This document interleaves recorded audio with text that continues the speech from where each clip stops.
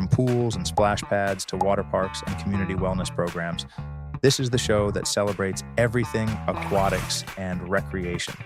Welcome to the Aquatics Life, the aquatic spotlight of the daily parks and rec show. Join us as we dive into the world of swimming, aquatic fitness, recreation, water safety, and the people creating unforgettable experiences in and around the water. Hosted by Wesley King, every Friday at 1:30 p.m. Eastern Standard Time. Whether you're an aquatics professional, recreation leader, swimmer, or simply someone who loves the water, this show is for you. This is the Aquatics Life, where recreation meets the water. Welcome to the Aquatics Life, episode 2, and today we're diving into the people, programs, and passion that make aquatics such an important part of our communities. Whether you're an aquatic professional, lifeguard, or water enthusiast, there's something here for you. Let's dive in. Okay, hello everybody. Thank you for being here on our second episode of the Aquatics Life. As you'll see, my friend Craig is not with us right now. He is in California, I believe, at the California Parks and Rec show, which we're excited about. So today we're going to, as they say, dive into the aquatics world a little bit, and I'm excited you're here. As you may recall, last week we kind of went over a wide range of subjects. Craig asked a lot of great questions, from open water to staffing to the type of programmings that are offered in the recreation industry in aquatics, and we're going to get into that a little bit. But I wanted to take a few steps back while I have everybody's attention. I know next Friday is the NCAA tournament, so I hope to gather all of you now so I can lock you in and keep your eyes in the aquatics world, especially while we're doing spring prep and spring break is coming up, which we'll get into. But first things first, I want to take a moment and just talk about the logo. Actually, I know that's kind of a weird thing, but for those of you that are in aquatics, you're already labeled as the odd duck anyway. But if you take a look at the logo, when I was working at the team with DPRS and I was working with Craig, and we were talking about what we want this show to represent and what we want the audience to take away, we thought about the image in the logo. And one of the things we made sure that was on there was the lifeguard chair. When we first went through a few drafts of this, we didn't really have a way to represent the human that creates the aquatic environment, right? We'll talk about the water as we go along. We'll talk about chemicals and safety, and we'll get into that. But the lifeguard chair was purposely placed, and I talked to Craig and the team about it, to ensure that everywhere we go and every engagement we have with aquatics, we're representing the personal touch that our industry requires, and that hopefully the audience out there and that your bosses and your team have. We've got the whistle, we've got the rescue tube, we've got the trees and the wind and the water waves and all the good stuff. Even the lane lines snuck in there, right? We all know how fun lane lines are to deal with. But again, I wanted to take a minute. And so when you see the logo, you think about the show, you think about me, you think about your team, you think about your community. Think about the people that sit in that chair. It's not just lifeguards, right? I mean, yes, lifeguard in the chair, but we've also sat in that chair. We've used that and moved it around. Our swim instructors climb in it. Kids climb in it, right? And it really is designed to represent the value that each of you bring, that each of our instructors bring, our cleaning crew brings, our chemical providers bring, because it's really relying on that. So again, I will move on to other subjects, but I wanted to take a minute for anybody listening out there. And again, credit to the team that made that logo. But again, as we get into this talk show every week and we get our guests going, I think you'll find that a lot of human personal passion has created such a great industry and created such great work. So thank you for listening to that.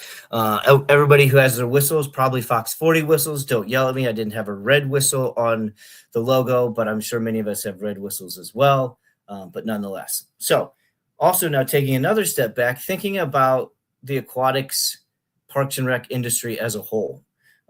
We can all pull statistics, and some of these might not be perfect, but a few things that I've discovered over my years, but also in a lot of conversations, is the volume that we're working with, the amount of parks and recs that have aquatic facilities. I think it's over 70%, or right around 70% of park and recreation organizations and operations in this country have an aquatic facility. And I know splash pads are the theme and budgets, and we'll get to that. But if you think about just that volume, right? And if you take cities of over 250,000 people, which there are a significant amount of, half of those cities have outdoor and seasonal pools. So again, we're dealing with a lot of humans. We're dealing with a lot of risk factors, and we're dealing with the people in this show that are listening that do the work. And so I always want to kind of think about how we fit in, right? How are we perceived? If you talk to my friend Kevin McCarthy, who is in Seattle, who has a company called Swim, it's like Frisbee golf in the water, he will talk to you about how few people swim versus do ice hockey. He'll talk to you about how few pools equal the number of basketball courts or baseball fields, or football fields or soccer fields. And so in comparison, when you talk about how many pools service the number of people versus how many other recreational components or sports or activities service people, our pools are few serving a lot. Again, God bless basketball, God bless soccer, maybe not soccer, I'm kidding. God bless all those sports, but they service a lot of people with a lot of places to do it. Pools don't have that advantage. So understanding the people that operate them, understanding who you're serving in your community and the amount of people you're serving, I think is something that sometimes I have lost sight of. But I know when you're in the middle of the hurricane and you're in the middle of the storm, you can't always see all the components of your neighborhoods and the towns and the cities and the streets that you are actually touching. And then when you add on the fact that there's only one pool or two pools, but there's 40 basketball courts or there's 18 baseball fields, now we have to then quantify that and say, okay, how do I really laser focus in on the maximum use of this facility to serve the greatest amount of people? It's not easy, but again, I think it's important to kind of take stock in that and know that A, it's not easy, but B, there are ways to do it. So just looking at that volume, right? Big cities, outdoor seasonal parks, minimal properties to serve, and there's a lot of us. So again, for what that's worth, if you haven't had that conversation with your team, if you aren't talking about what you're doing versus what others are doing, and not mean in a competitive way, I mean in a opportunistic way, I would encourage you to have that conversation with your team. Hey, there are 5 pools in this community. We are 3 of them. The other 2 are X and Y. There are 50 basketball courts. There are 25 volleyball teams. As a goal, as a team, we should understand what we're working with and who we're serving and how we can serve them better based on what we can offer. So just kind of giving that scope, right? I call it bird's eye, dog's eye view. Now, if we quantify that a little further, how many of us have lifeguards? There's, again, generic statistics. I don't want to hold life or death to them, but about 80% of the facilities that have pools have lifeguards, hence the chair. I hope that anybody listening to this, whatever level of aquatic professional, if you're God bless my mother out there, you know what your lifeguards are responsible for. And I don't just mean the water, the certifications, the trainings, the in-services. And if nearly 80% of us, I'm making sure I get it right, if nearly 80% of us have lifeguards, we need to have somebody in charge of those lifeguards. Craig and I talked last week about the multiple, just for fun, multiple layers of positions and titles there are in the aquatic industry. One of the first guests we're going to have is Nicole Fearfield. She's the recreation supervisor, manager, something in her park and rec, but is in charge of aquatics. And as Craig and I mentioned, and as hopefully you know that are listening, you can be in charge of something and your name not in your title not represent that. But 80% of us have lifeguards. And I'm going to bet that 80% of us do not have the name aquatic director or aquatic manager in our title. We have recreation director, recreation manager, recreation and aquatics.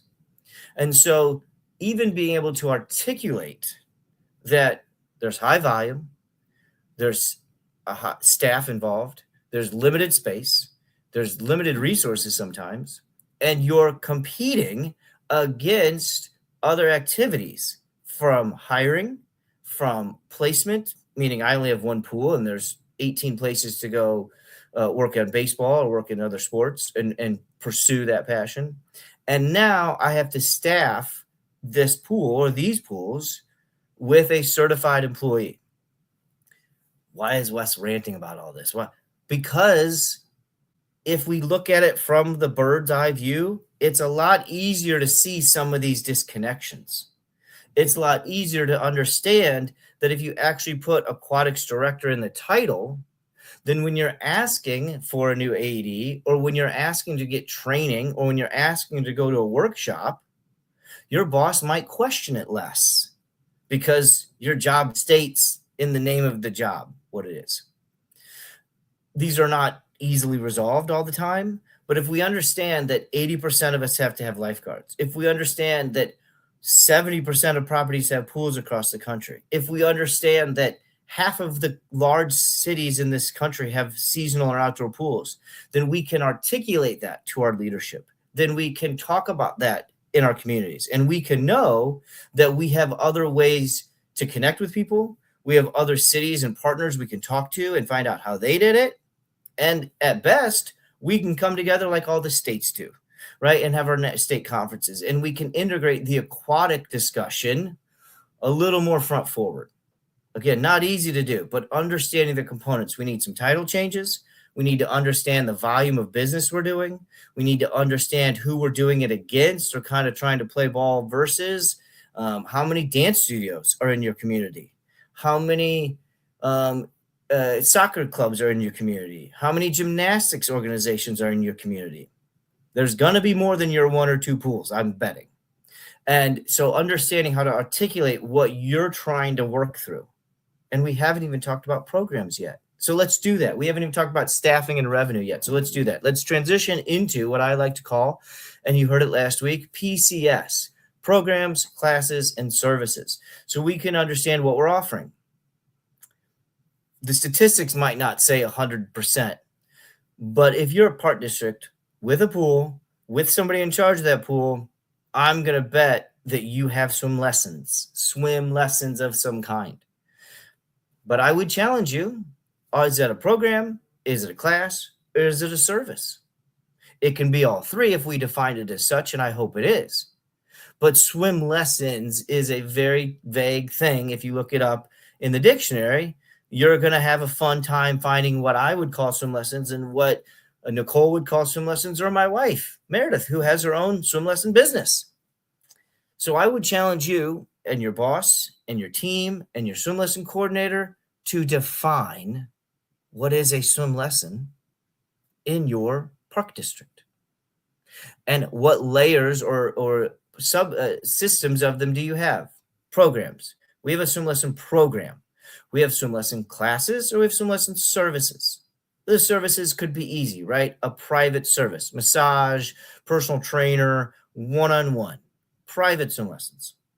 A program could be more like free water aerobics, complimentary services, or complimentary offerings with your membership, right? Or that could be a class. We offer these free swim classes once a month for our members. We offer these free water aerobics, water Zumba for our members. I don't care which word you use. I care that whatever word you're using, the members understand, the community understands. And here's the trick. The people that have never gotten in your pool before can also understand. Going back to selling and marketing swim lessons alone, 41% of adults in this country don't know how to swim. Maybe 37 to 41% of adults don't know how to swim. And if your bread and butter are swim lessons, then you've just turned off 68% of the country, potentially. I'm sorry, 41% of the country, and you're only feeding 60% of the country.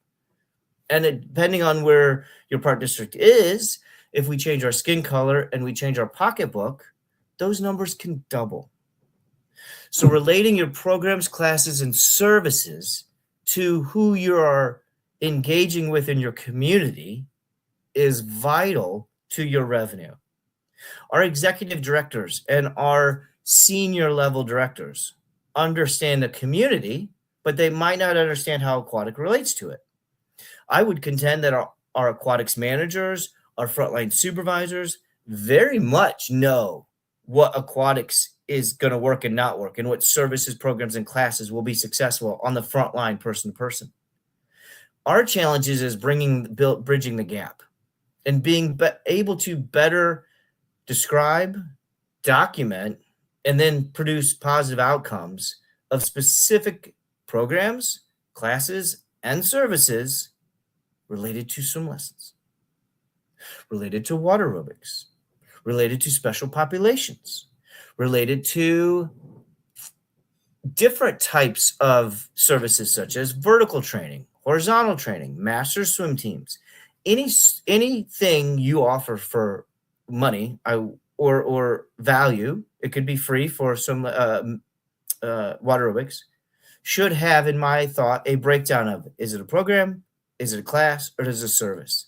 And how does it fit into our other programs and services? So that when you're in the community and you're telling people you have a pool and you're telling people you want them to swim in your pool because you got the lifeguards and you got the water chemistry, let's make it easier or simpler for you to articulate what they can do in your pool that means something to them. I am fully confident there are thousands of amazing swim programs, swim lesson programs in the park districts. I've been a part of them. I support them. I can name so many names of people that have wonderful programs of swim lessons. The challenge is, are we representing that to the community cleanly? When we have our big booklet and we have our little box of swim lessons right next to the classes, are we using an asterisk that says this is a program? And programs qualify as every 8 weeks, registration in-house, go on the app, park district, in-town members get first dibs, previous clientele get first dibs. And these are how we do our programs, and you register every 8 weeks. Then a little asterisk says these are our classes, and our classes are twice a week with certain times of day and specific levels, and they progress into level 1, 2, 3, and 4. And we're going to evaluate X, Y, and Z on these dates. And then our services are one-on-one, private, booked with your trainer, booked with your instructor during these times and these days for this price. So that the community can assimilate what's happening in the pool with what's happened on the basketball court, with what happens in Taekwondo, with what happens all around their general understanding of, in this case, child activity. I have been part of many programs where the book has to be printed 4 months in advance, where we have to get our. So again, I understand it doesn't happen overnight. The key here is, how are we thinking about it? How are we articulating what we offer to the community? And again, just under swim lessons now, right? These are just 4-year-olds in the water, but is it a program? Is it a class? Or is it a service? And how is each one defined within your park district so that you can maximize its value? And that's the last part I want to get into before we get into our commercial break, is value. One of the things I love about Aquatics, and you've been doing this as long as I have, you better love it, right? Is I love to make good cases and good arguments or good discussion points, if you will, that just by having a pool, you have intrinsic value in your community. And what I mean by that is, in order to have a pool, you have to have water. Where does the water come from? I'm going to bet it comes from your town or nearby. Even if we don't love it, based on its alkalinity or based on the chlorine or based on whatever might be in that water. And I've lived in certain places of the country where you have to treat it differently. But my point is, the water comes local. No one is siphoning out or getting their water from 100 miles away, 200 miles. No one is shipping their water in. Intrinsic value. You have to have a relationship with that water and where it comes from and how it works. And probably the fire department that helps you turn the big valve to open out your outdoor pool. Or maybe a local inspector or a contractor, a specialist who knows just enough about mechanics to say, this is how you freeze it or unfreeze it or pre-freeze. Inherent value. Number 2. So that's our water. Second inherent value. In order to manage that water, we need to treat it. We have to have chemicals that make that water balanced, right? chlorine, salt, bromine, UV, pH, muriatic acid. We can go down the list.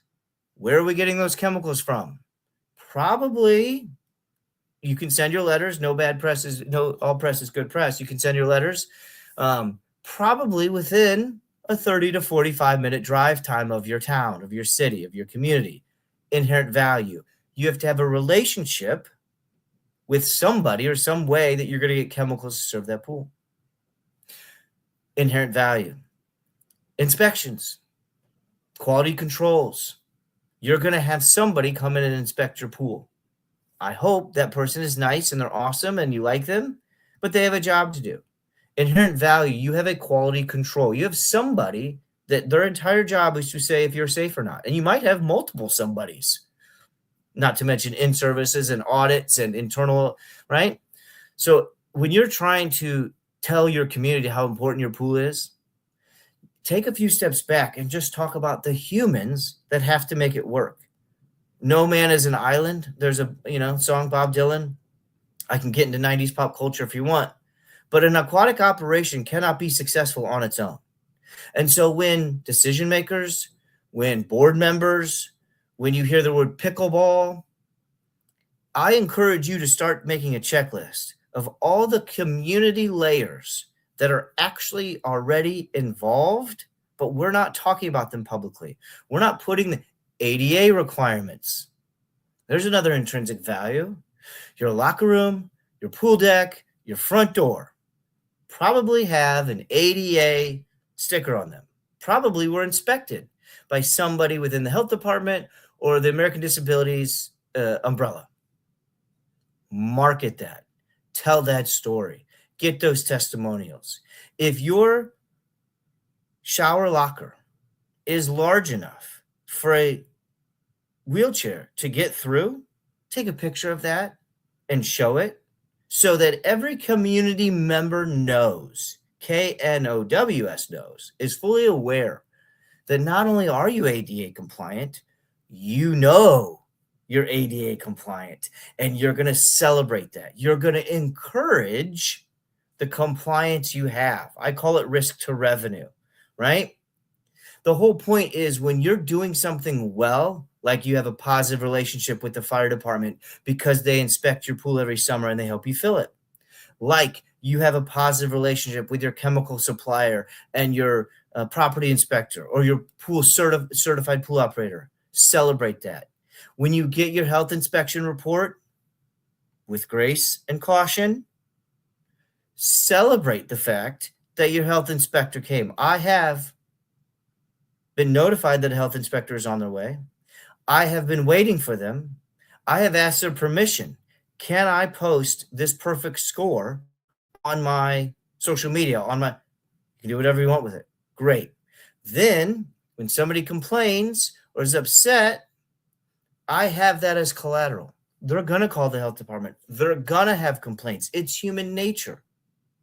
The point is, use the things you're doing well. Use the intrinsic value that you've already created by just having a pool to celebrate and tell your story better. We're going to take a break here in just a few minutes.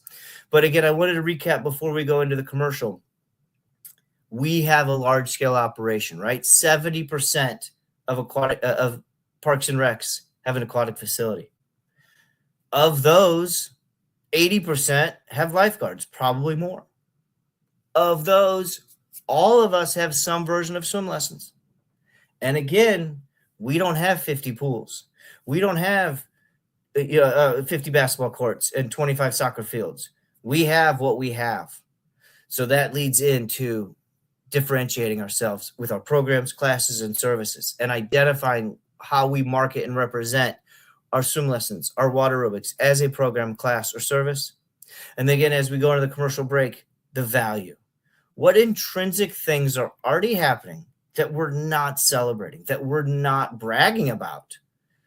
Risk to revenue, ADA, and understanding that just having a pool with water in it that is chemically balanced has already built 5, 6, 7, 10 strong relationships or strong connections in your community just to get to that point. We'll take a commercial break here, and when we get back, We're going to talk about some revenue, some risk, some fun, and some real life stories that I've experienced, and hopefully you have not. But if you have, we can relate to them. Before the game, before the lights, before the pressure, there's a moment most people never see.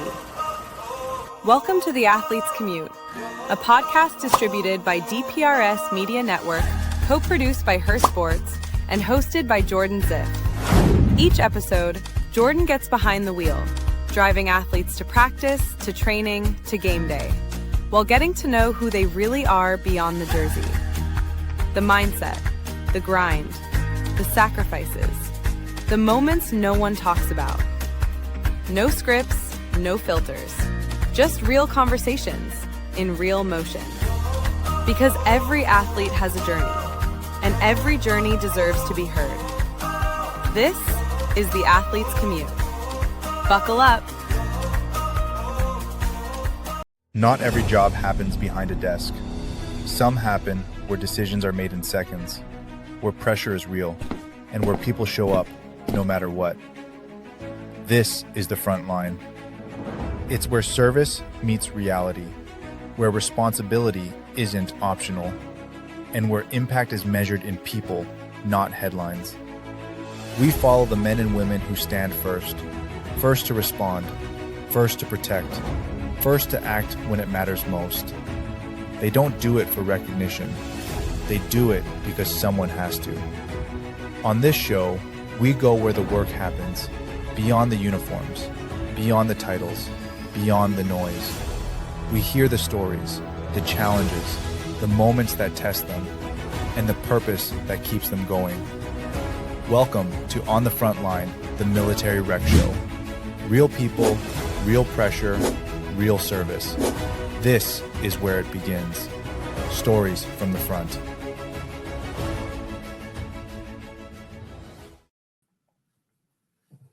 Okay. Oh, sorry about that. Okay, we are back. For anybody that has known me a little while or has gotten to know me a little bit, I love data. I love sabermetrics, baseball math. You could call it the movie Moneyball with Brad Pitt.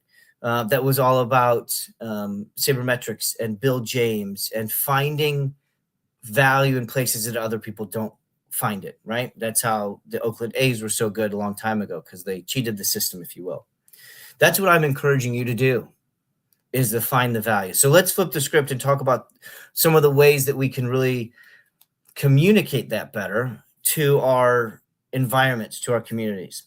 Going back, and you may or may not know this, hopefully you do, I think the stat is 88% drowning reduction rate, right? We reduce our chance of drowning by 88% if we take 1 month of swim lessons, 4 weeks or so. Again, everybody's got different data, but the point is, if you're in swim lessons for 4 weeks, whatever we define them as, you have a significant less chance of drowning. For those of you listening, or those of you that are going to tell people to listen, those types of statistics, inarguable, undebatable, 4 weeks of swim lessons, 6 weeks of swim lessons reduces your chances of drowning by 80+%. If we're not leading with that type of factual information, what are we leading with? Granted, there are restrictions on how we market. There are restrictions on how we can get information out. I'm going to stop saying restrictions because it sounds like I'm slurring. My point is, how do we work around it? And maybe our community hasn't had a drowning. Maybe our community is falling on deaf ears, or it won't happen to us, or it hasn't happened to me. Then what other message are we driving home? Is it that there are less lifeguards? I think it's about 150, 160,000 lifeguards-ish, which is less than 180, 170,000. Are we driving home the fact that we can employ your high school student, or employ your college student, or employ you during the summer? What angle, right? Again, here, if you know me, you'll know, here's my Oz behind the curtain. I love that. Put it on my epitaph, Oz behind the curtain. What Oz behind the curtain is your park district and your aquatic department promoting or offering in a different way than somebody else? So we take swim lessons. We take drowning rates. We take high quality swim lessons. We take our best swim instructor and interview them. I love seeing on social media. I follow more park districts on my Facebook page than any human should be allowed to follow. Why? Because I love seeing our next generation or our current generation showcasing what they do. The 20-second clip of a swim instructor holding a hand of a special needs child, walking them to the pool deck and explaining and showing them some of the safety features. A 20-second video of a kid jumping to a swim instructor, showcasing his skill, right? Take advantage of your community network. And I'll add to that. If there are professionals in your community, do what the Baltimore Ravens did. They got Michael Phelps in their pool. For those of you not familiar, you can go YouTube Baltimore Ravens football team. They had a few people in a big pool, a bunch of big football players talk about their workouts and learning to swim. That video went viral. They're in Baltimore, so they stole Michael Phelps, and Michael Phelps went in and taught a swim lesson. Who do you know in your community that would be welcome to being a little vulnerable, to sharing their aquatic story, right? Whether it's, I'm going to bring out my roots in Peoria, Illinois. Jay Jansen used to have his bus banners everywhere and all the Carver Arena places. I said it last week, whose name is on a building and who is sponsoring something that you could get in touch with and say, hey, look, we want to promote water safety. We want to promote our specific swim lesson program. We want to promote vertical. Call Wes King. He'll help you figure out what to promote. Do a community study. I'm certain you get community feedback. The key, though, is to laser focus on your value add or your eyes behind the curtain that the franchises can't do, that the other similar properties can't do. And I would say, why can't they do that? And we can, because we already have the community. We already have the residents in our town who walk to our property, who bike to our property, who are in the basketball courts and who are in the volleyball courts. And why does this all matter? Because people are afraid to swim. I'll say it again. There is a real fear of swimming, right? We can work with the Institute of Aquaphobia overseas. We can work with organizations in the United States, but the fear of swimming is real. So that's why I'm so big on the message and articulating what you offer in a way that the community can comprehend. Believe it or not, true story, I'm 12 credit hours away from triple majoring in college at Western Illinois. I almost had 3 bachelor's degrees.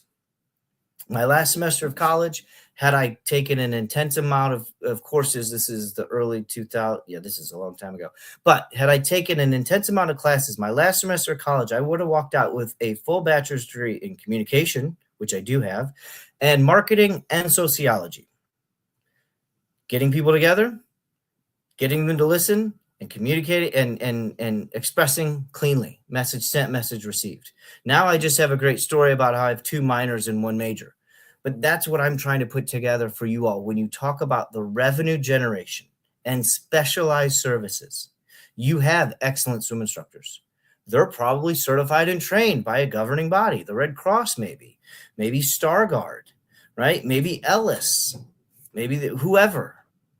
And your lifeguards have to be certified by somebody. Maybe it's the same group that does your swim program. And guess what?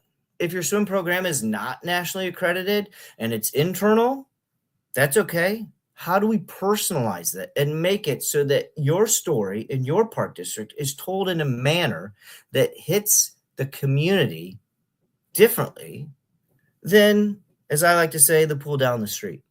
So again, we've got 150,000 lifeguards. We've got a lot of people afraid of water. We've got swim instructors that are only here for us for a few years, maybe.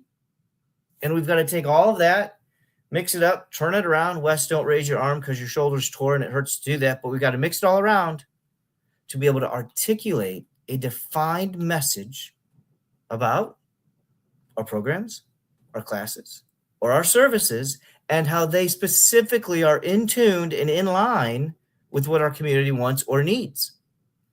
going all the way back, people are afraid to swim. People are afraid to get their hair wet. People have had a traumatic experience with water. And if we don't, for lack of a better word, acknowledge that, then we're doing a disservice to ourselves as professionals, but also to those that really need us, right? So again, combining all those statistics, understanding how we can have a better impact, knowing that we have challenges in front of us. We have competition. We have franchise swim schools. We have YMCAs, JCCs. We have big business. We have competitive swim teams. And we have people wanting all kinds of different services. Could aquatics help mental health? Right? What was the survey? 90% of surveyed people asked for mental health options, or if mental health was if aquatics was benefit to mental health. Over 90% of people surveyed said that aquatics or using a pool is beneficial to their mental health. Well, unless they're smelling chlorine, I would agree with them. How can we use that to our advantage? I know it's a kind of a scary word. Use it to our advantage. But we've got to generate business and we've got to generate buzz. And I would contend that one of the ways we do that is tapping into the mental health side, tapping into the support side. So organizations like ILSERA, the International Lifeguarding Critical Incident Awareness, right? It's a nonprofit. Connect with them. I work with them. ILCIRA, ILCIRA.org. You may or may not know this, but lifeguards are the only first responders that don't get mental health help. They don't get psychological first aid support immediately after a critical incident. Partner with the National Drowning Prevention. Partner with a local nonprofit in your community. Partner with All Things Aquatics. Partner with AOAP. Partner with the Special Abilities Program. Partner with, I can go on and on and on. My point is, because you are so connected in the community, because you have the professional resources, because you have the relationships in and out of aquatics, you probably have a better chance of connecting with somebody who has lost a child, with organizations like ILSERA and AOAP and the National Drowning Prevention, or even better, localize it. In Houston, Texas, you can work up with Suit Up Swim School. In Pennsylvania, you can work up with Be Happy Swim School and Carissa Pattsburg. You can work with so many swim schools that are trying to do what you're doing, just isolated. Partner with other organizations providing mental health, yoga, mindfulness. Who says we can't do yoga in the water? Who says we can't turn the lights out at 8 o'clock every Thursday night? Lights out. Be safe. Turn some soft music on. Get our thick float mats out. And do yoga in the water. Do meditation in the water. These are things that are beyond swim lessons, right? One of the episodes we will dedicate directly to playing in the water, from Otterball, Ron Usher, to swim, to all kinds of sports activities that are play and family play.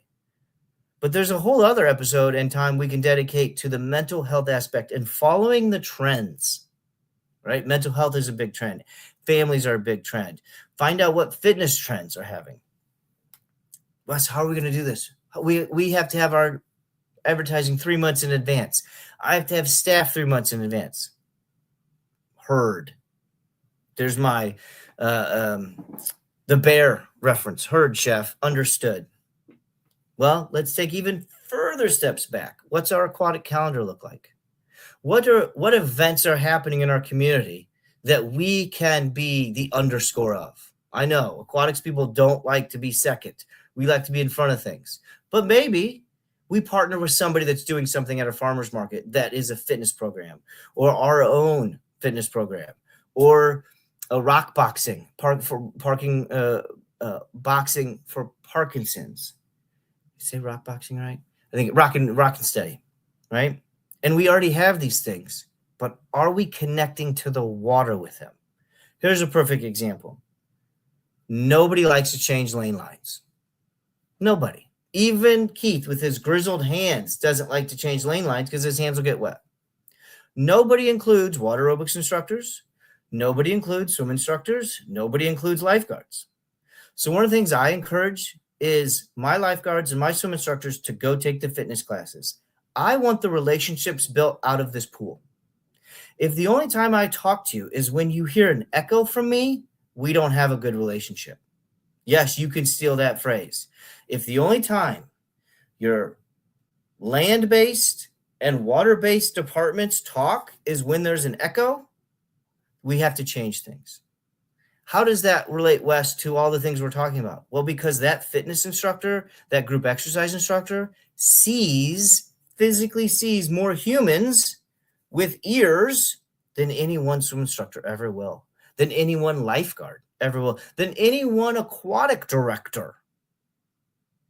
One group fitness instructor on land that teaches 6 hours a week has more personal contact than an aquatic director.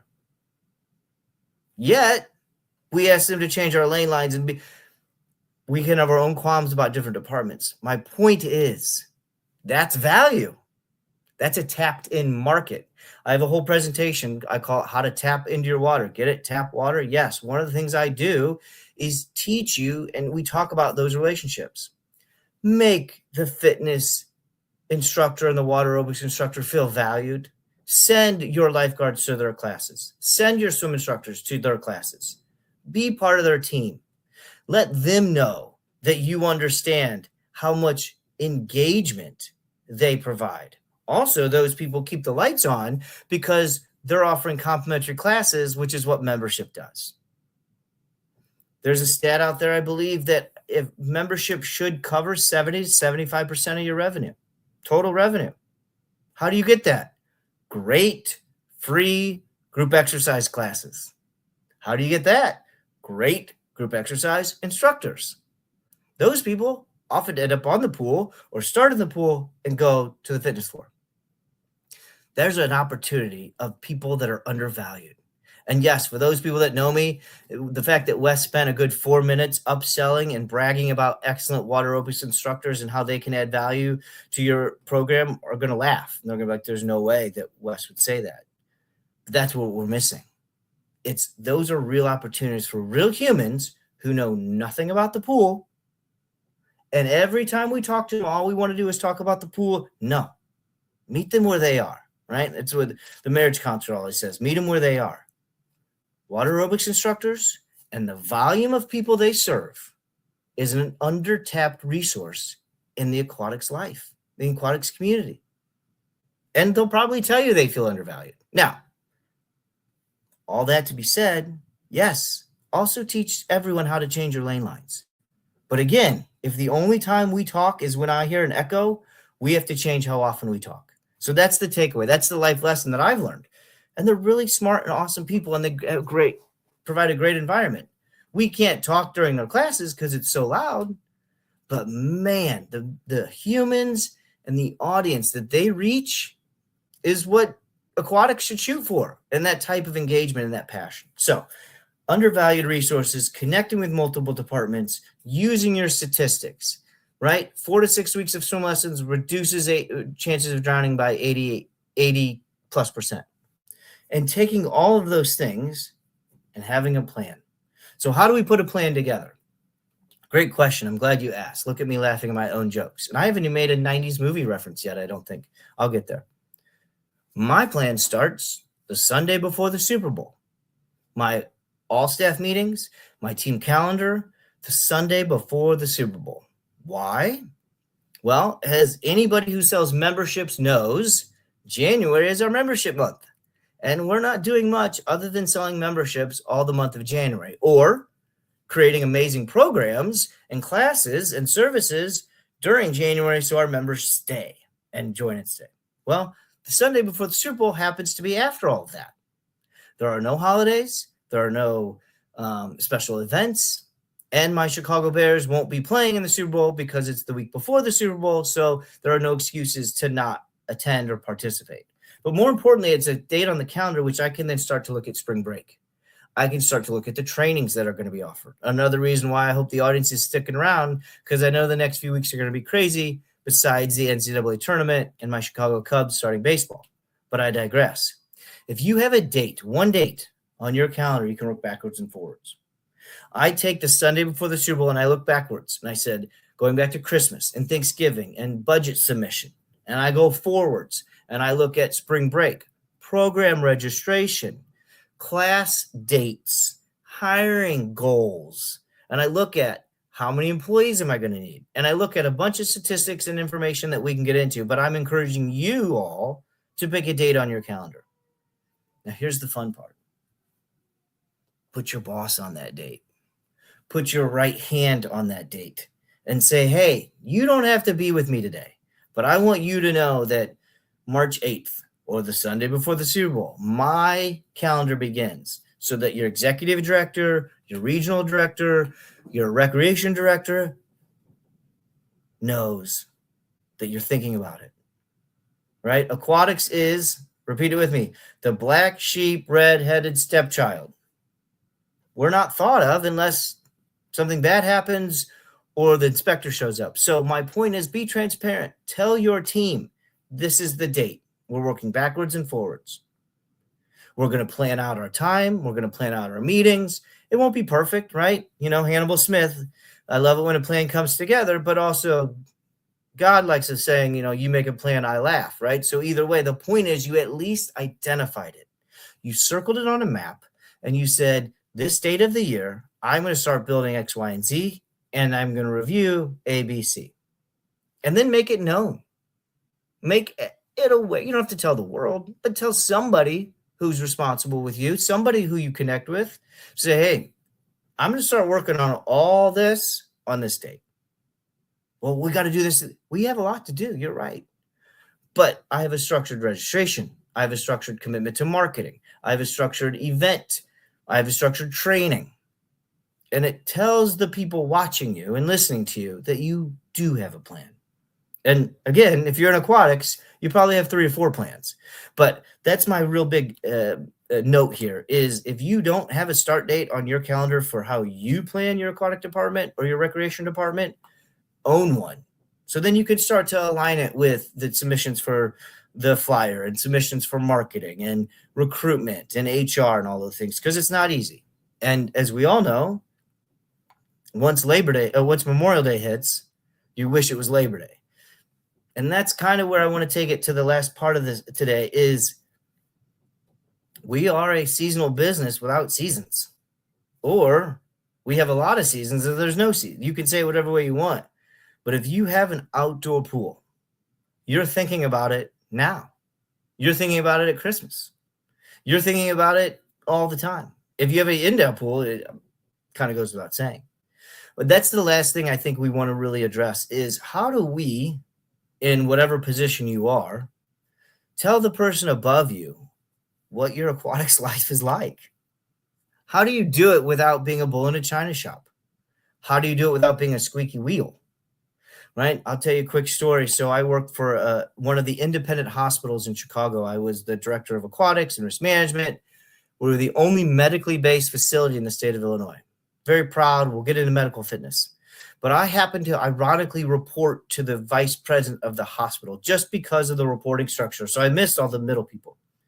But I would squeaky wheel. But I would sit in this gentleman's office, and he had an administrative team. And the administrative team would watch for the drug reps and their carts. And they literally would have a squeaky wheel on the cart. And they would hear it coming down the hallway. And the administrative staff member, she was amazing. And she would have a number on his phone that she would dial to warn him that the squeaky wheel was coming, that the drug rep was coming, because she could literally see it coming down the hallway and hear the wheel on the cart of all the drugs and they were going to sell or the portfolio he was going to show off. And they'd be dragging it like a suitcase and you'd and they'd come over this little security hump. And the wonderful employee sitting in the front desk who'd been there for a long time would then hit my boss's number on his phone and be a certain number. And he'd just go, I'm busy. And she would turn them away before they even sat down. How many of you in aquatics have looked at your boss hoping they don't see you coming. Going, oh man, if they know, if I can just get a word in, because the boss knows you're going to ask for something, or maybe the boss has no idea what you're saying.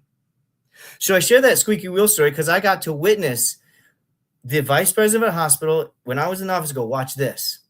And the whole thing played out. And then I saw the drug rep walk right back out, right out the window of the street and get in their car. It was the most amazing thing I'd ever seen. Squeaky wheel. So I don't want you to be a squeaky wheel. So let's talk about how you avoid being a squeaky wheel and running an aquatic department. First things first. Does your boss know? Or your board members know? Who knows what VGB is? VGB. My litmus test when I talk to people is I tell people I have 2 children, a boy and a girl. That's true. One of them is named Virginia Graham and the other is named Baker. That's my litmus test. And I'll wait to see the person's look on their face. Go, why would you name them that? Oh, how many people in your city, in your town know, KNOW, that there's only one law in the continental United States universally protecting pools? One, Virginia Graham Baker. And if I've misspoken, there's a second one, please somebody let me know. But a universal law protecting all pools. One, Virginia Graham Baker. Virginia Graham is the young girl, we mentioned her last week, who was in the drain, and Baker was the last name of the senator that got the law, and it basically states that your drain has to have a protection so that the suction will stop and it will not pull anybody or anything down. There's more details in that. Point is, one law. Start simple. I have been a bull in a china shop, and sometimes I still can be. I've also been on the other side where you're just waiting for the bull to knock everything over and go, we don't have the budget. Well, you do if somebody dies. You do if you're going to get sued, blah, blah, blah. But that doesn't matter if there's no concept of what we're dealing with. I started our discussion today with the scope. 70% have pools, 150,000 lifeguards, indoor, outdoor properties, cities of over 250,000 people. There's a good chance you have an outdoor pool, if not more than one. But we don't have as many pools as you do basketball courts, as you do volleyball courts. How are we allowing our leadership to understand the Aquatics Life? One law. Mr. and Mrs. board members, Mr. or Sir or Ma'am executive director. Do you know what protections the aquatics industry has? Model Aquatic Health Code. We'll do an entire episode on the Model Aquatic Health Code and how it's helping. Ask your senior leaders. Are they even aware of what we as individual aquatic professionals have to do individually? I'll go back to the logo in the chair and the logo. There is one law that keeps pool safe. So what does that mean? I'll look at Wes doing callbacks. Intrinsic value. It means in order to run this pool properly, we need our community. We need our water. We need our chemicals. We need our equipment. So when you're struggling to convey, or as a leader, when you're struggling to understand, hey, maybe there's some awesome executives here to understand what is the Aquatics Life? What are we up against? That's it. We're up against the one law we have to protect our drains. I think it was 400-ish properties that got stalled, inspected, reviewed, shut down 2 years ago. And then we need the drains to fix them. So being able to really take that larger scale understanding of programs, value, community, volume, resources, staffing, human staffing, and articulate that to your executive team, to your community members, to your decision makers, and ask them, do you guys know who Virginia Graham is? And they're going to go, wait, I think. And if then now your eyes behind the curtain, there's my callback. Now you have the power. Here's my last one. I teach the people I work with to have a thing in their hand. If you're going to, on TV, you're going to change the channel. You have a thing in your hand. It's called a remote. It's called a remote control. I want all of us in aquatics and in parks and recreation to have control or more control of our conversations, more control of the perception of what we're working with. It's not bad. It's just the Aquatics life, right? So again, we're going to be done here in just a minute. We'll look forward to Craig next week, and we'll have some guests coming up. I promise we'll keep it to an hour every week. So if your team is playing in the NCAA tournament next week, you can listen to me and us and watch the basketball. But again, I hope you take away really understanding why we have the logo we have, what volume and scale and scope of the aquatic operations we're working with.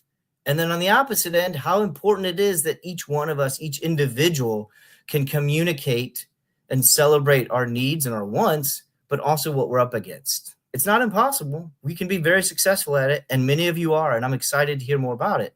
But I also think we can always improve how we tell our story so that we can get what we need and we can make the world a better place and less people drown and more people swim and all of those great things. So again, thank you for being here. We look forward to seeing you next week. And if you have any questions, feel free to reach out. Wesley King, I'm available everywhere, internet, social media, all things aquatics, Facebook group, and look forward to connecting with everybody next week, if not sooner. Thanks, everybody. Are you a vendor, brand, or service provider ready to connect with the heartbeat of local communities? At DPRS Media Co., we tell the stories shaping parks and recreation across America. Through podcasts, live streams, videos, and newsletters, we reach frontline leaders, city directors, and decision makers every single week. From youth sports and facilities to programming and policy, our audience is your audience. Sponsoring or partnering with DPRS Media Co. puts your brand in front of the professionals who build, budget, and buy for their communities. Launching a new product, growing your presence in public spaces, targeting cities, counties, or departments, DPRS is your trusted media partner. Whether you're in software, turf, aquatics, robotics, smart cities, or special events, partnering with DPRS puts your brand in the story. With commercials, interviews, social campaigns, newsletters, and live shows, we're your media team. Partner with us and grow your impact in the $200 billion parks and rec industry. DPRS Media Co. Stories that move parks and rec forward. Your audience is here. Let's meet them.